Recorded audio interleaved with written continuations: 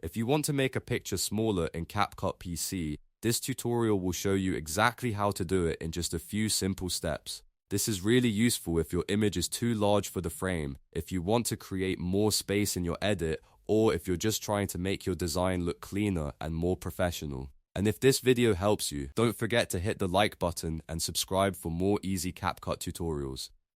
Alright, let's jump right in.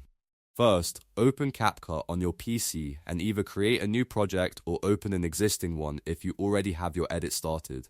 Once you're inside the editor, you'll need to bring in the picture you want to resize. To do that, import your image into CapCut and then drag it down to the timeline. After your picture is on the timeline, click on it once to make sure it is selected. This is important because CapCut only lets you adjust the image when the clip is active. You should now see your picture appear in the preview window above the timeline.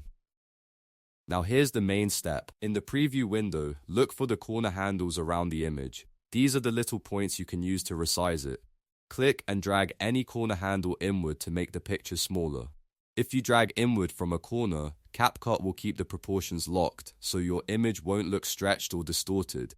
Take your time and resize it until it looks the way you want. If the picture gets too small or doesn't fit the way you expected, you can always drag the corner back out and adjust it again. That flexibility makes CapCut super easy for quick edits. Once your picture is the right size, you can continue editing your project, add text, music, transitions, or whatever else you need.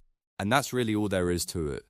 Making a picture smaller in CapCut PC is fast, simple, and beginner-friendly. If this tutorial helped you out, make sure to like the video and subscribe to the channel so you don't miss the next CapCut guide. Thanks for watching, and I'll see you in the next one.